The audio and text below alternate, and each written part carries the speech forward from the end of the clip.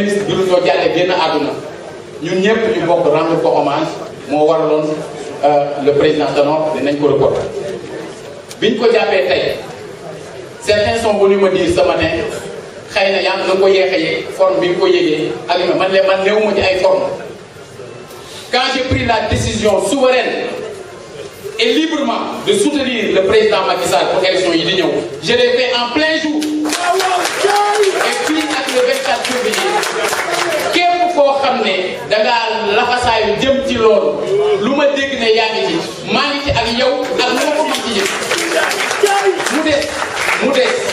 mu des lu ñu man ci bennoo boobu ñu woote ñu gën a bennoo lu ñu man ci bennoo bi ñu def loolaa waral bennoo boobu dafa war a feeñ ci toogaay yi dafa war a feeñ ci taxawaay yi dafa war a feeñ ci équipe yi dem sur le terrain. J'ai dit publiquement mon frère Siré Dia nee naa ko bu ma sañoon da ngay ñëw suñu kër jël sama parrainage bu yaay ma ne Abdou Mbow na dem sama kër cousin yi jël seen parrainage Seydou bu Jegeen na def noonu Ablaye Dieye na def noonu Amath Camara na def noonu keneen noonu kenn ku ci nekk nga jóg invité sa morom ne ko demal sama kër gi nga jël seen parrainage pour que ñu xam ne nous sommes unis nous sommes ensemble parce que li ñu dajale c'est que nous avons le même candidat li ñu dajale nous voulons la même chose c'est une victoire éclatante le 24 février au soir ñu àndandoo pour teg Sénégal ci yoon jël askanu Sénégal président jërëjëf. d'accord nañu ci tànn ma yokkati ma ni tànneef bi li tax ñu d'accord président Tanor secrétaire général du parti socialiste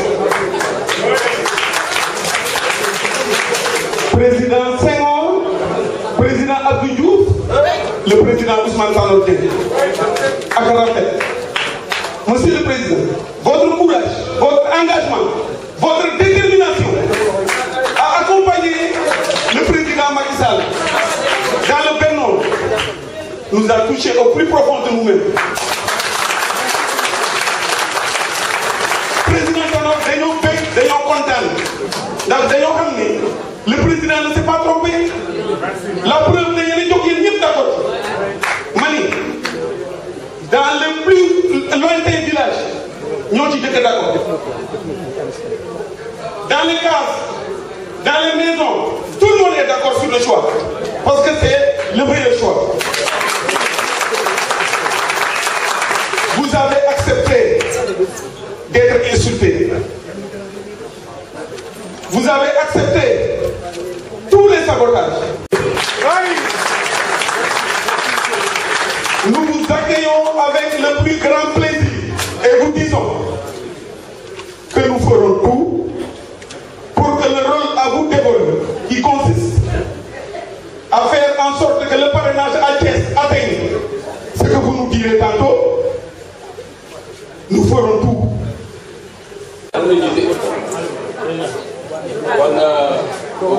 Augustin ñu lay nuyu bu baax te gërëm di rafetlu sa kàddu yi ministre Aliou Sarr di ministre du commerce un secteur essentiel yaa ngi koy doxal avec beaucoup de doigté d'intelligence et de maîtrise des situations parce que ministère da boo xam ne bu jot mu am situation bu bees mais xam nga ni koy doxalee c'est pas pour rien que depuis le début depuis 6 ans bientôt même ça va faire la 7e année un des plus grands contributeurs aux forces 7e mondiale comme on l'appelle comme ni ko wax Augustin loolu lu am solo la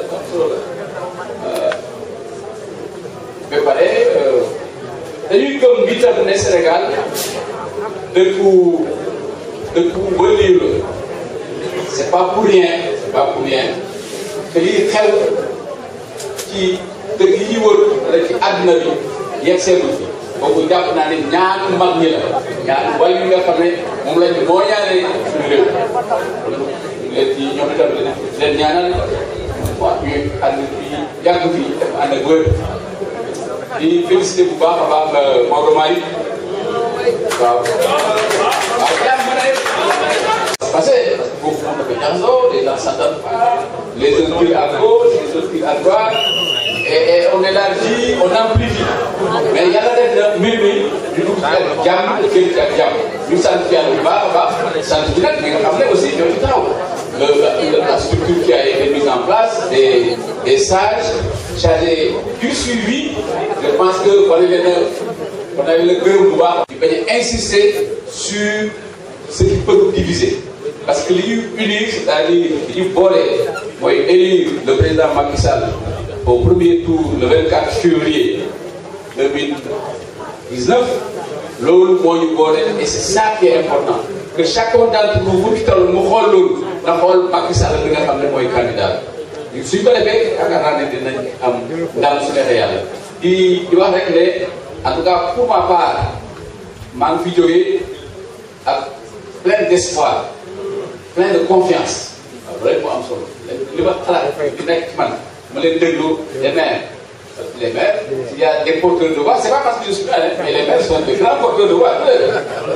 Oui, parce que si on est maire, on a été élu. On a été élu par les voix. Donc, mais il s'est mort, cet engagement, cette vision pour la région Amdasol. La commune, comme toutes les communes capitales de département ou de région, sont plus difficiles. Ça, c'est la réalité. Donc, non seulement nous avons dit que c'est le travail, mais nous avons dit que le département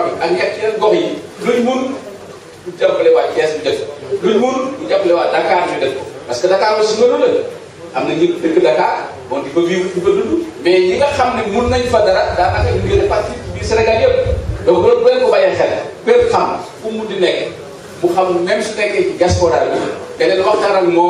pour un objectif, ils s'ajoutent leur voix aux autres voix pour que Macky Sall soit élu le 24 février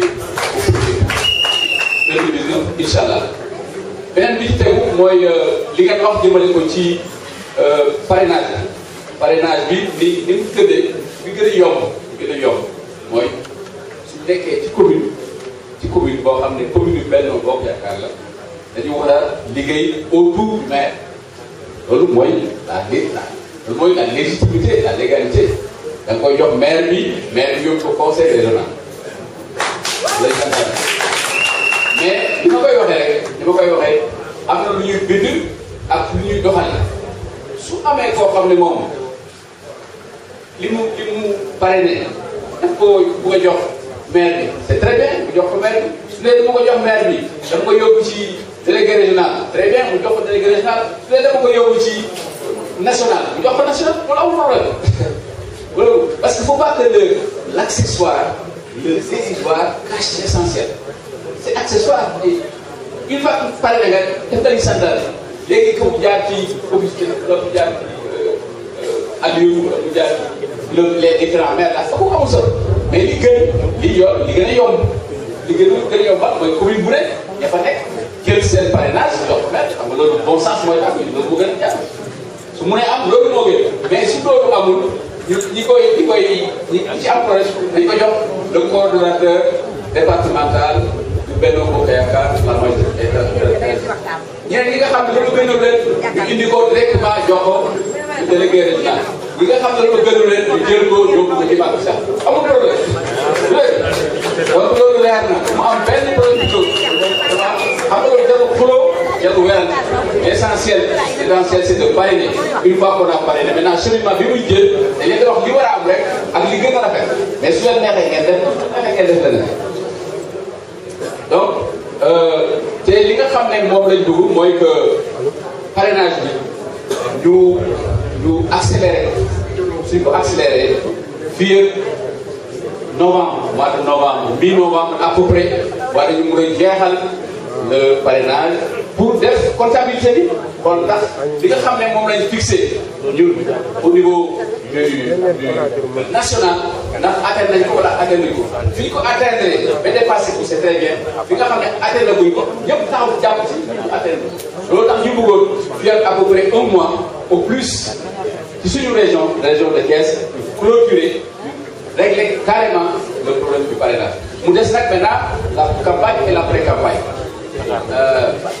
l'après-campagne d'abord et la campagne ensuite. loolu li ngeen ci wax am na solo waaye dañu am yeneen jotaay bu waxtaanee loolu. li mu ne parrainage dañuy waxtaanee méthode et organisation après maintenant on va parler du parrainage, on va parler de la pré-campagne et puis de la campagne et du jour des élections parce que yooyu yëpp c'est des étapes importantes yoo xam ne dañ ko war a gérer pour que vraiment il n'y ait aucune possibilité que cette opposition échappe à la défaite. C'est ça qui est normal, c'est ça qui est bien pour notre pays. Comme loolu dañu ko waxtaanee audience yi ngeen wax jëmale ko ci président audience yi nga xam ne yéen a ko bëgg jëmale ko ci man yooyu moom d'accord on va le faire. Pas de problème, les jeunes qui ont demandé et les personnes qui souhaitent me recevoir les recevoir. On a organisé ce matin pour recevoir les. Au-delà de cette réunion que nous avons tenue au niveau départemental, Napol, avec le ministre des Forces armées, le coordonnateur de Benno Bokk Yakaar, de la majorité présidentielle à Thiès, nous allons maintenant avoir des occasions de descendre ensemble à la base. Parce que c'est important que dans vos communes, on trouve des jours où on descend dans telle ou telle commune, nous allons faire que ce soit encore de la plus grande proximité. Donc, nous avons organisé des cercles, nous avons bouger, parce qu'on a le temps de faire beaucoup de choses, mais il faut que nous retenions il y a une priorité pour nous, Benno Bokk Yakaar, majorité présidentielle élargie, tout notre temps, ou l'essentiel de notre temps doit être consacré à l'objectif que nous visons. Il faut que nous dégagions du temps pour ce travail-là, parce que ça n'a pas de prix et il faut que nous y mettions nous-mêmes le prix. Donc, le gouvernement n'a pas réglé.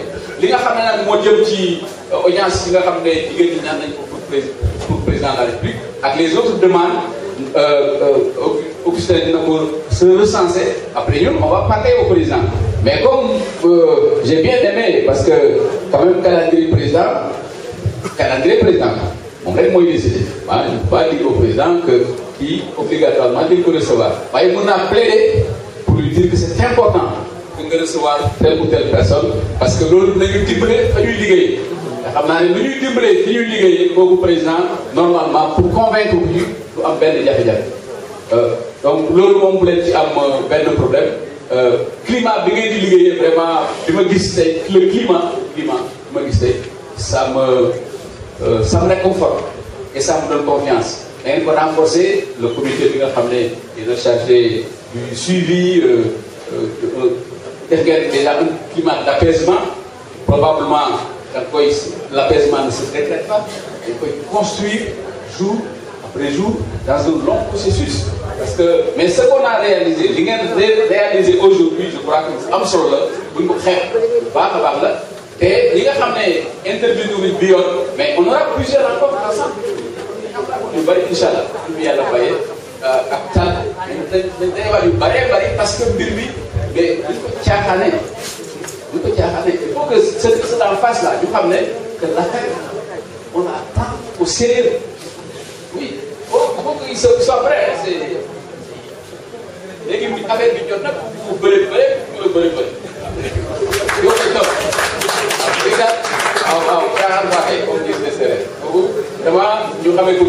et chacun d'entre nous intériorise nous. On est vraiment mais